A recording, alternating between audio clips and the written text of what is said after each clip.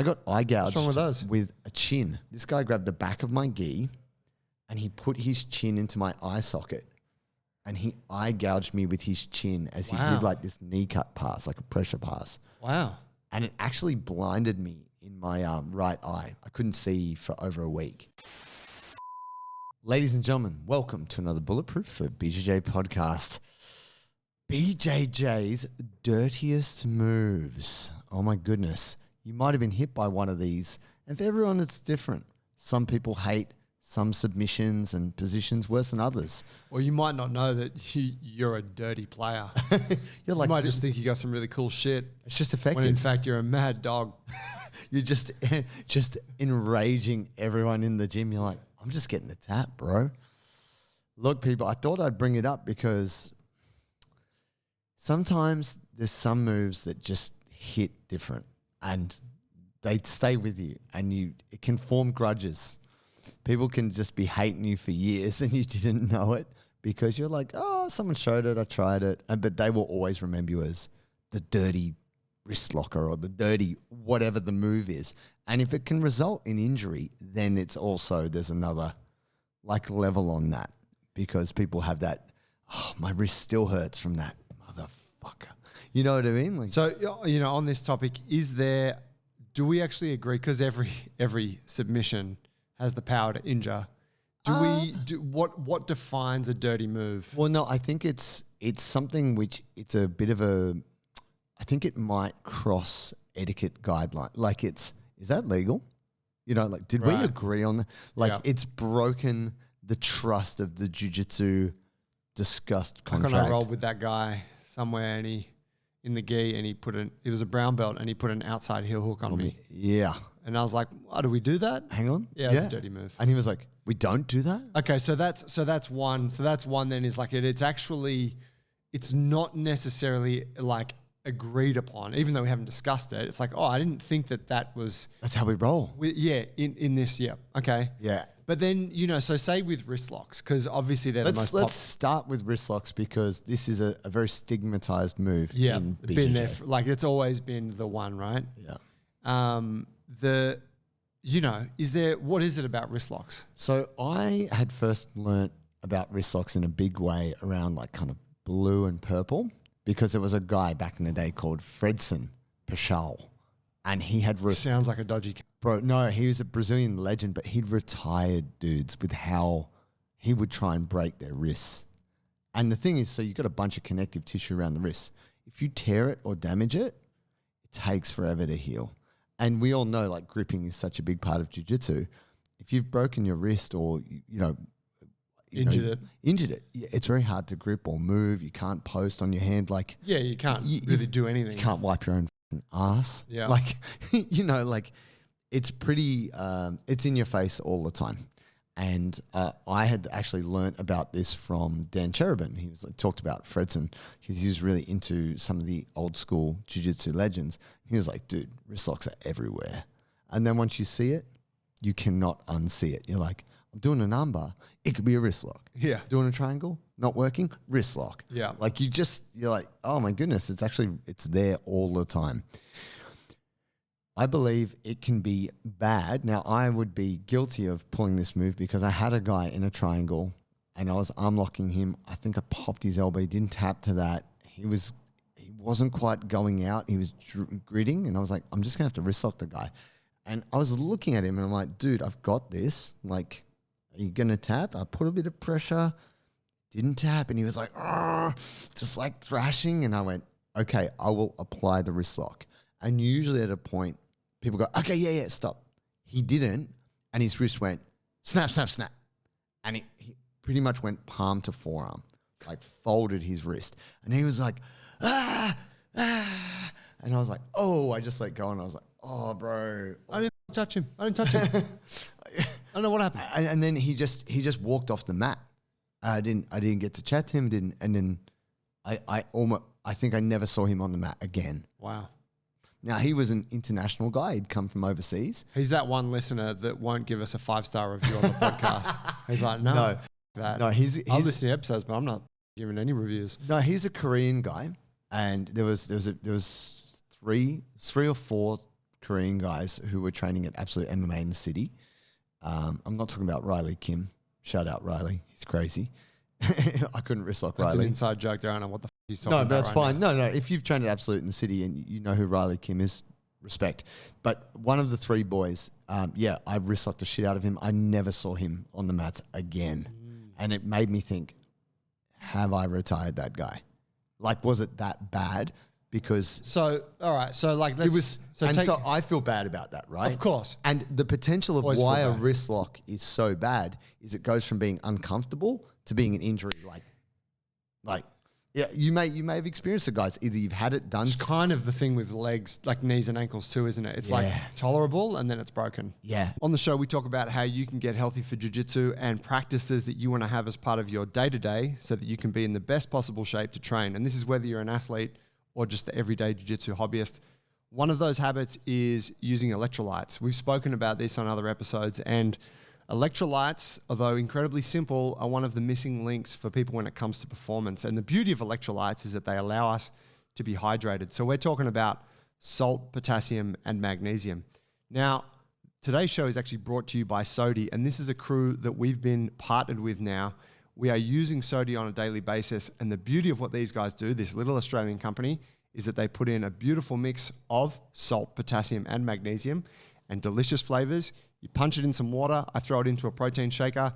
I put one or two of these bad boys in there and I drink it before, during, and after training. I just sip on that thing, and I tell you what, my hydration levels feel better than ever before, and it's delicious. Sometimes I use it first thing in the morning. I even pumped one last night because I felt a little bit parched after dinner. So go check out Sodi, SODII.com.au, and use the code Bulletproof15 and you will get 15% off your order. Get hydrated, get Sodi. Have you ever been badly wrist locked or wrist locked someone? I've wrist locked a couple of people, but they deserved it. No, I got badly wrist locked when I went to a gym in Sao Paulo, Barbosa. Yeah. Which I was telling you about. I spoke about some time ago. It was the toughest gym I've ever been to. It was the inverted pyramid: 15 black belts, 14 brown belts, all the way down to one white belt. I was a blue belt. All right. Along with a couple of funny looking twins called the Meow Brothers. Right on. Yeah, but it was a bunch of, I told you, Murillo Santana was there. It was wild. Anyway, there was this guy that was just this wedge, and is a black belt. And I remember him passing my guard multiple times, and I would just frame on his hip, and he would just switch the hip and just try to snap my wrist. Oh. And he got me good with it. He got me good. I think maybe the first time it just didn't, it was enough to make me let go and reposition my frame to the forearm.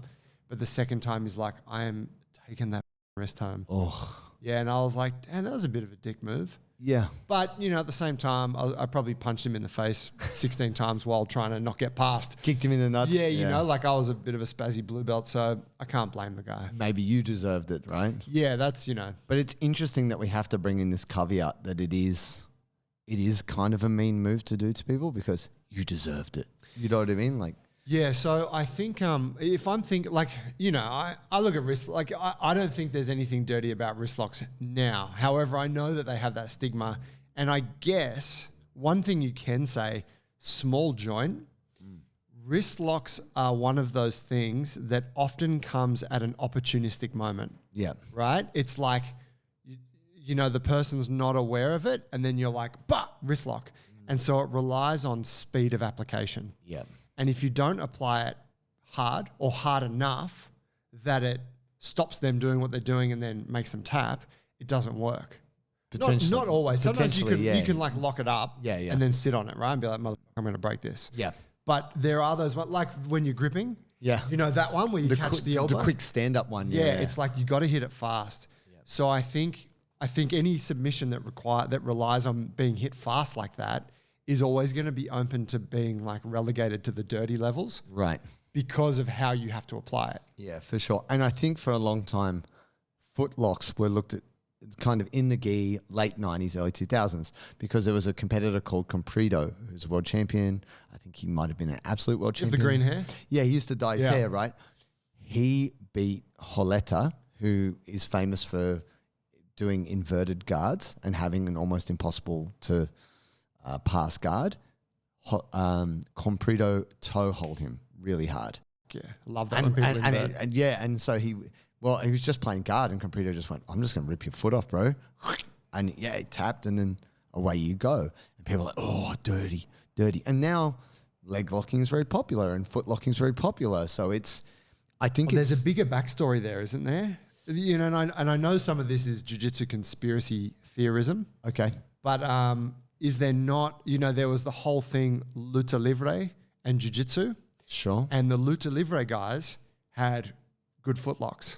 Okay. And the jiu-jitsu guys were like, we don't want to fuck with that. Well, potentially. I know that there was a stigma from some kind of family name. I don't know. No. There was a stigma from the Gracies saying, "Oh, that's dirty jiu-jitsu." Yeah. But then I think Osvaldo Farda, he was teaching jiu-jitsu in the favela.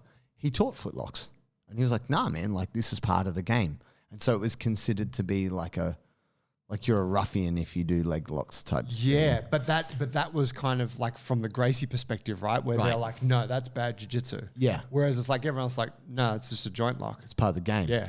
Yeah, and I'm not sure. So and now we all respect it. It's just part of the game. It is part of the game. Awesome. It's just like an arm lock. Like it's the same shit. Yeah, but it's taken a long time to get to this point. Yeah. I'm excited. Why's that? We have an apparel sponsor, Parry Athletic. Such good gear, and it's incredible. I've been enjoying it. Bro, George came through, messaged us on the Instagram, said he's been following our program for ages. He's getting stronger and more mobile, and he's got this cool gear company called Parry, and he wants to send us some stuff. And he told me that his mission was to create the best pair of training shorts ever. Yeah, he wanted something that he could lift and roll in, and that could accommodate thick, muscular thighs and hips. And that suits us. Speaks to us. Also, what I like is I love the colorful design. It actually looks really cool. I am the most colorful dude on the mats these days, hands down. Yeah, you get that kind of expression feel. A lot of other jiu-jitsu gear is kind of a bit boring. Yeah, it's all like grays and blacks and shit. This stuff is the color and the vibrancy. It makes you stand out. And I think the thing that I've loved about it is just it feels good. It feels good. It looks good. And you, ladies and gentlemen, can get a discount when you go to checkout. If you go to parryathletics.com, when you go to checkout, put in the code bulletproof20 and you get 20% off. Oh, yeah. Now, the other thing I'm going to step to a slightly different move, which is along the leg lock, ankle lock path, which is something you may not be aware of, is an Aoki lock, because it doesn't seem... Thinking about my audiologist, Lachlan King, right now. Right. He's good at it. Loves a fucking Aoki lock. It's just because it looks like a straight foot lock and then it gets adjusted and it's like an inside heel hook. And if it doesn't like pop your knee, it might pop your ankle too. It's one of those ones that it's a bit of a gray area because you're like, oh, they're cranking on my straight foot lock and you're not tapping. And then there's a little adjustment. You're like, oh my God. You know, you next thing you feel a little, and it's your knee or it's the inside of your ankle. And I tell you who's good at that move, Jeremy Paul Skinner. I bet he is. JPS, he loves it. Especially with the forearms and the shoulders on the guy. Just when he raps on that shit, it's just mass surrounding your lower limb. Well, he got me with it pretty good back in the day when he was a purple belt. He adjusted. He was on this straight foot lock. I'm like, I'm not tapping to that, bro. He made this little adjustment. My heel kind of popped out. He just did this little sideways bend, and I was like, ah. And it actually popped the inside of my ankle. And I was like, okay, fine. What the Yeah, I'm trying to remember what's the classic, because there's a classic playoff with that. Is it heel hook Aoki? And it's like when you defend one, they go just the other. go the other. Go the other. And I've been caught in it a few times recently, and you're like, oh no, you have to defend that. Oh shit, now I'm in that. And you just, it's like a nasty little dilemma. It's just not so obvious. That's why I would say it's kind of dirty, because if you're not familiar, let's say you're just, you're new to jiu-jitsu and you're like, oh, I understand there's ankle locks. And so you learn how to defend a straight foot lock and you're like, I think I'm doing okay here. Next minute you're getting heel hooked. And it's not obvious. No. And this is kind of what we're saying. It's white belt legal. Yeah. It's like, well, I don't know that an Aoki lock is white belt legal. It's not even, I don't even think it's legal in higher level jiu-jitsu, in technically say like an IBJJF or something like that. Oh, I thought Because there was a controversy. because you're just No, but applying it's- the straight foot lock, No, it's not. but you're letting the heel slip. No. Oh, Joey's like, well, No, I mean, I've been doing it to white belts for the last 6 months. I know that that's not how it actually affects your knee, but that it's hidden. Yeah, but there was a controversy either a year or two ago where someone, either Victor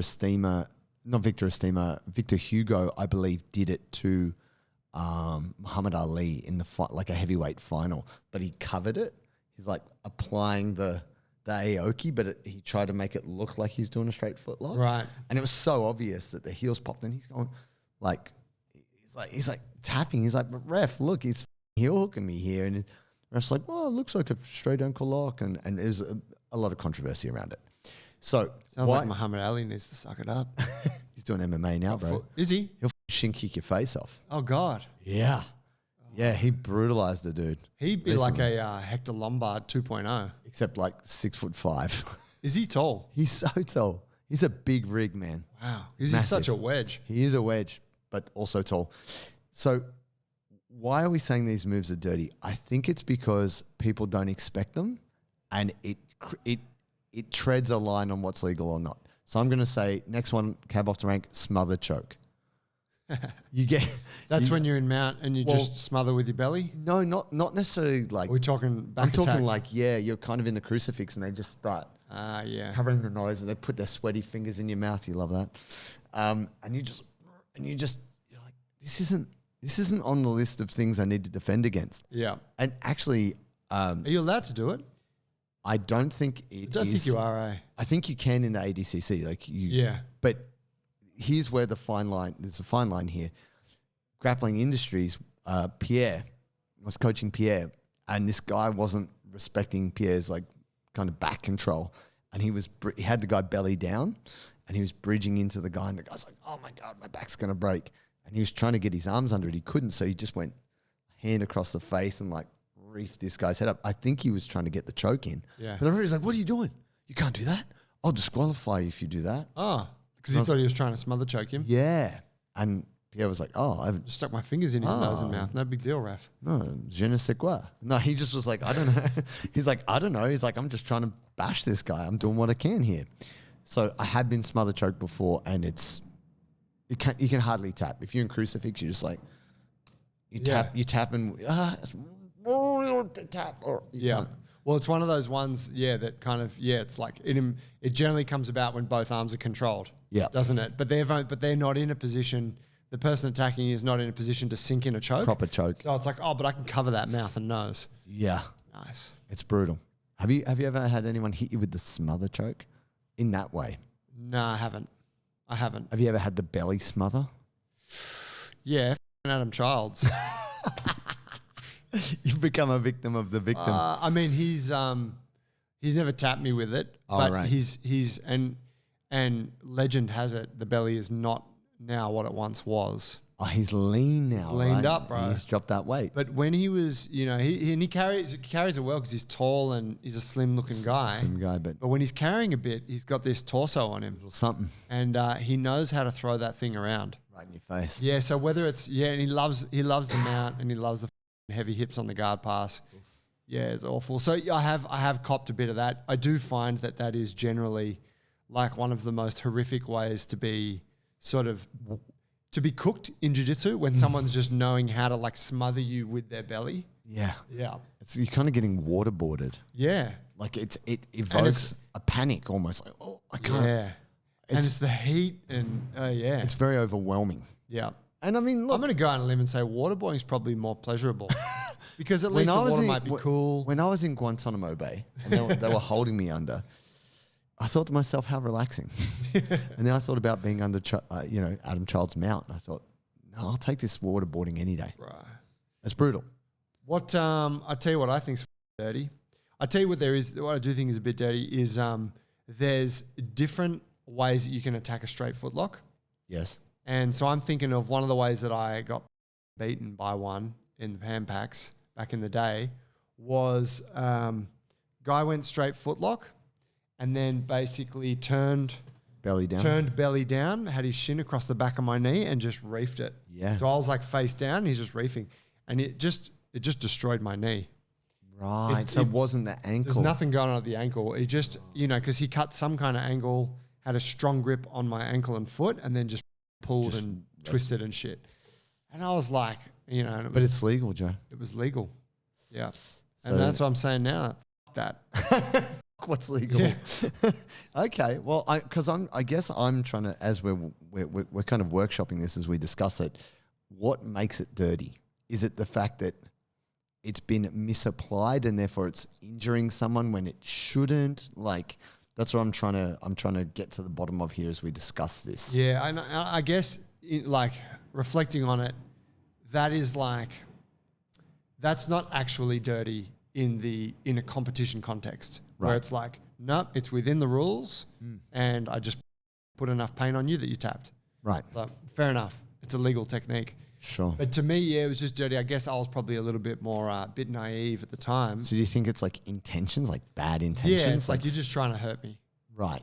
But then I look at it now and I'm like, well, it's kind of what competition is, right? Like, we're not, like, I do think I used to look at it differently, whereas now I'm like, hey, you're trying to win. It's part of the game. Yeah, so it's like you work within the rules and try to inflict damage so that they give up. Yeah, I guess it is part of competition.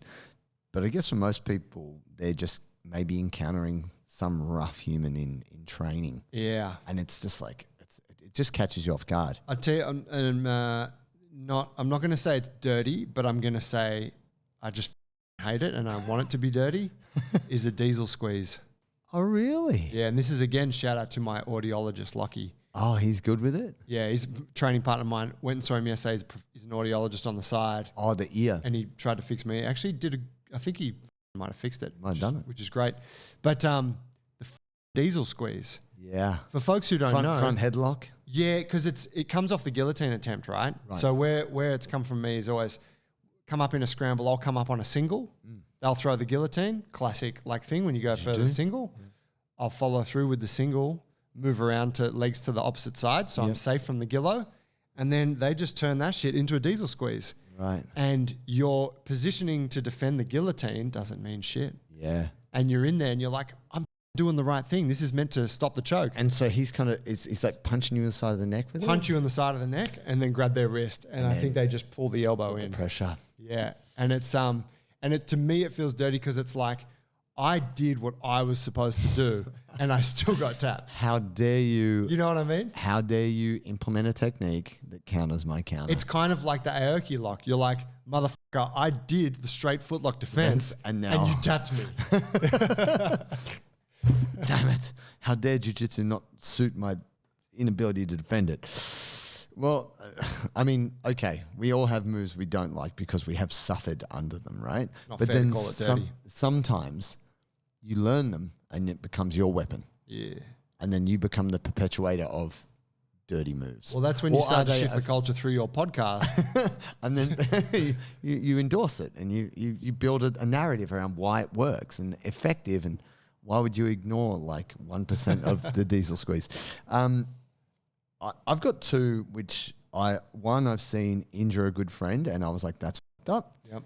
And the other one happened to me. Yep. And it's definitely not a jiu-jitsu move. It's just something someone did to me and I was like, that's the double knee ride or the knee ride of ribs. Not the knee on belly, not knee on belly, the nightclub, knee on belly, but someone's reversed it and they're directly kneeling on your rib cage and trying to like put that pressure to like crack your rib to try and tap you in that way. Because that's not real. I mean, you can do that, but it's like pretty savage. If you've ever been on the end of it, a good friend of mine. You're talking like gi grips as well? Yeah, like grabbing the gi and like pulling you up. Yeah, except they're deliberately just sitting on it like I'm just going to pop this rib. But instead of putting, say, their knee on your ribs and having a foot past your head, they've reversed it. So usually to get points with a knee on belly, or a knee ride, you put your knee across the stomach and you have the other foot kind of out to the side. Yeah. They've deliberately gone the other way and they're putting their knee on your ribs and they put the other foot down towards your hips and they're putting all that weight. All right. It's kind of with the back to you. Yeah, like just Why is that? It's hard to clear the knee. It's just more pressure there. I mean, but actually when I saw it done, it was a double knee ride. The person, and it actually hurt the person's back. So they bulged a disc in the person's back because they'd grab the belt, they'd grab the collar, and they put knee on the stomach, knee on the ribs, and just kind of folded the person up. Really? Yeah, dude. And it's not for points. It's just, I'm going to break you now. Yep. And I look at that and I go, that bad intentions is pretty tough, man. Like the mentality to want to like, oh, I'm doing this because I know it's going to injure you kind of thing. Yeah. I'm going to win by inflicting pain on like. But by the time the person taps, it's usually injury. It's like a lot of tough jiu-jitsu people will eat it for as long as they can. Yeah. Until, you feel your rib crack or, and really part of the reason why I say it's dirty because I feel it breaks the trust of jiu-jitsu. That's what I'm saying. There's a lot of trust in jiu-jitsu, and we probably take this for granted that if someone's going to yank on your arm, you tap, and they'll let go appropriately so your tendons and ligaments don't break. What about in competition? Look, I think this is probably not said enough by the referees, but it's your job to protect yourself. You know how you see those clips where... So in that way, do you think that is the double... Like if you were to do that, this neat one on the belly, one on the rib, is that dirty in competition? I don't know. I actually don't know if it's actually legal. I don't know if a referee would go, hang on, man, you can't... I don't know if you can do that. Yeah. I think competition might be a little bit different just simply under the context because you're so full of so much adrenaline. I actually believe that you're possibly less likely to get hurt. Even though injuries can occur in competition, you got two people going absolutely bananas at each other, but the idea is that you're going in there with this mentality of like, right, this is full on. This is grappling as hard as I can take. I will die for my academy on these mats. Maybe not. I don't know. I think for me, I don't think everything goes in competition because you see some bad stuff. Like, for example, like if we think about MMA and then the referee not properly stopping the contest and then someone like walloping somebody when they're like, hang on, my mouthpiece has fallen out, or hang on, you kicked me in the nuts, man. Like, give me a second here. Yeah. Same thing with jiu-jitsu. If the referee's kind of tired or distracted, not paying attention, and then you're going against Cody Steele and Cody Steele goes, we're out of bounds, but I'll suplex you again. And throws you into a table, breaks your neck. I mean, ADCC, it's all fair game.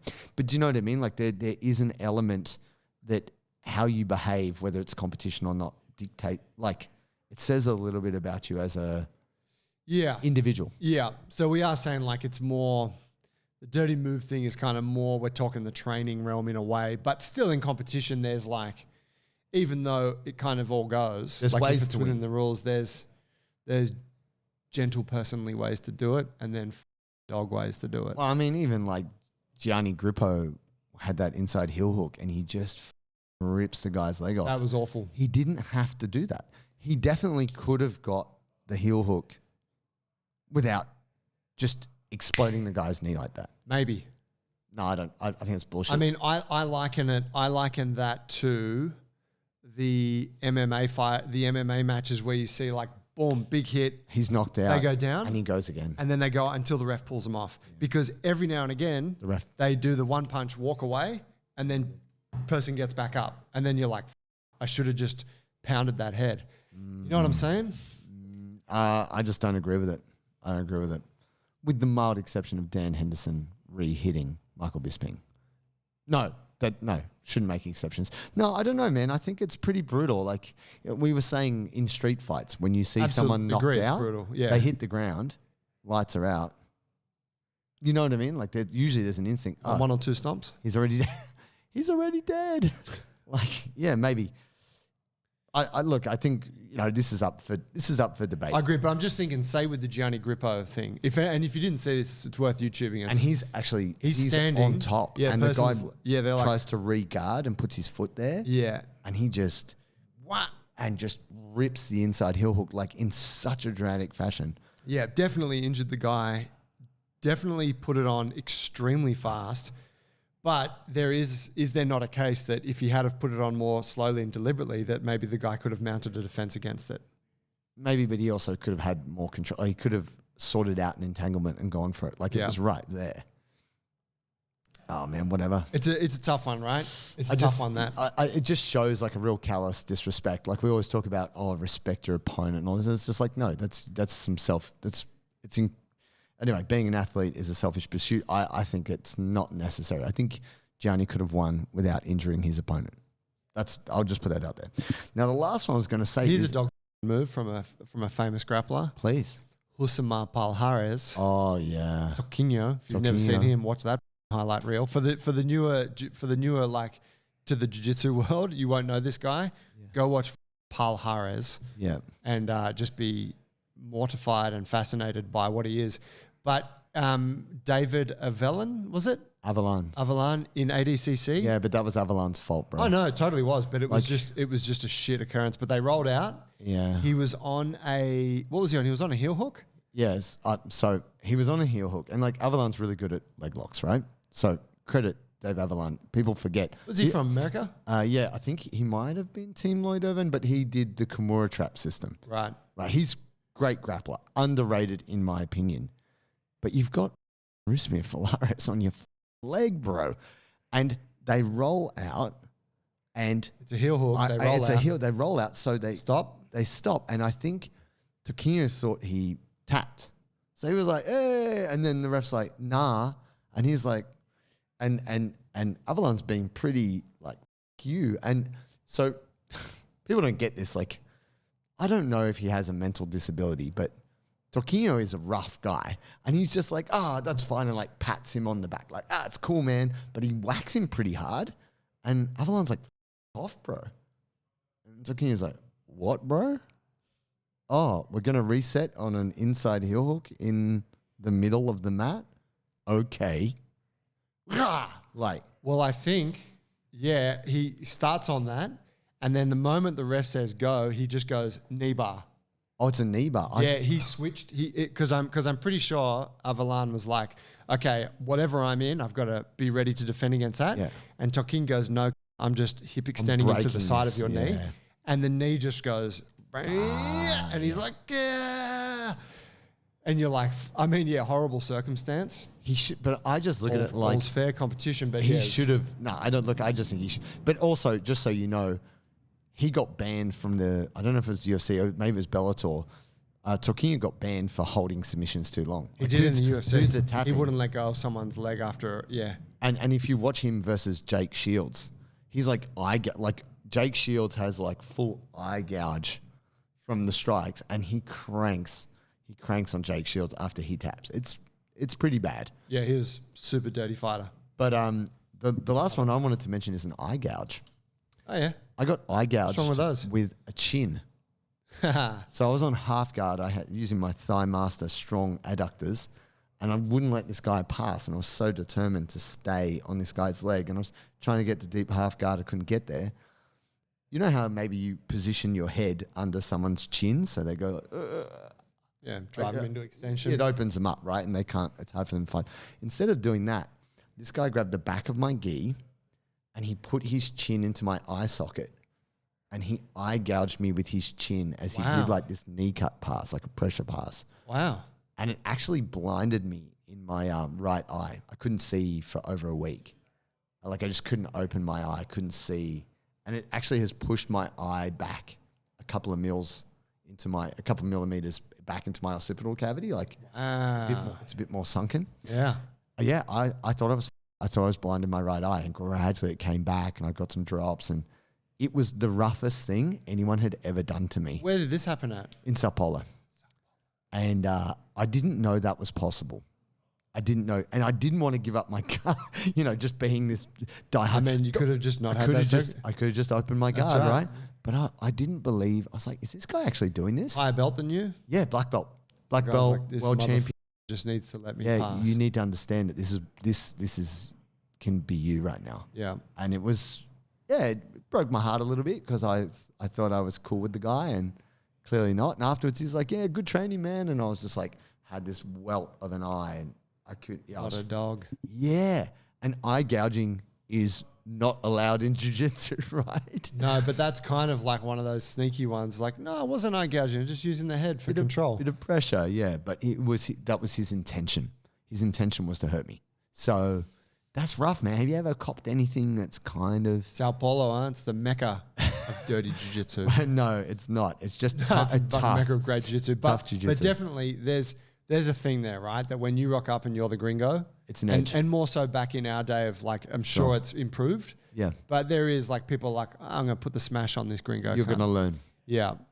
So yeah, you find yourself in those wars. Yeah. So here's a dog move. I've never had it done to me, but I remember being taught it and I was like, oh, that's such a dog move. And then you did it to all the white belts. So if they just gave me the submission, I wouldn't have to do it. Side mount, you're on the Kimura. Oh yeah. And it's more of a gi one. Yeah. But it works no gi too, but they're like hand down tight, holding onto their belt or gi or something, elbow tight. You've got your Kimura grip, you can't free it. You use your elbow in to pop their ribs. Oh. So you go, the arm that's underneath for the Kimura is basically kind of sitting. Yeah, just around the armpit. Yeah, exactly. And you just go elbow point into the armpit, like into the ribs, and they go, ugh, and then you just reef on the arm. Yeah. Right. It's a real nice one. I haven't done it 21. Trigger point therapy. But I remember being taught that. I was like, ooh, that's a dog move. That's rough. Yeah. Yeah, I mean, look, I don't think that's so bad because probably the person's not going to cop a You're probably not. serious You injury. might not pop their ribs. Yeah. Yeah. And then last but not least, I want to put in slices of sorts. Bicep slicer, calf slicer. Because if you just don't know what's going on, it can separate the joint and tear the ligaments. Like usually people tap to the pain. Yeah. Like, oh, my bicep's getting crushed. Tap. Or I had a guy in a calf slice, didn't tap, separated his knee. Yeah, like couldn't walk out properly because I don't know the exact nature of the injury, but just refused to tap to it. I went belly down. I put the pressure. He did end up screaming. And I was like, oh no. I'll take that as a tap. Yep, that's verbal. And then, he couldn't walk. His bottom leg was loose. He couldn't put any weight. I was like, I didn't know. Like I just learnt calf slices and I'm like, wow, this seems cool.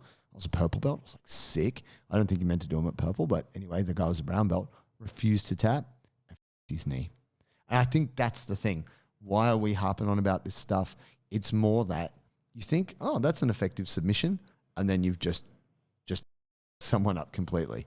And you didn't necessarily know that could be a repercussion of your action. Yeah. Because either your partner didn't understand it or you applied it in a very big way and they didn't realize this is going to result in something.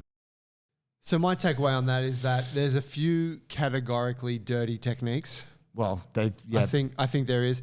And then I think there's a few that are like kind of, I mean, obviously I've got a bias. Some that have just happened to me that aren't, well, they're not dirty, but I just think they're dirty. I suffered. Because they got me good.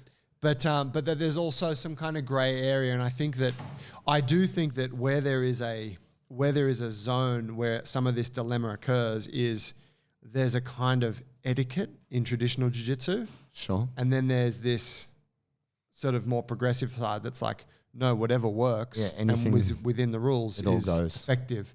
And so that sort of where those two areas meet is this gray zone and you can get, yeah, you can feel hard done by it and someone else might be like, bro, I just did jiu-jitsu. It's the game. Yeah.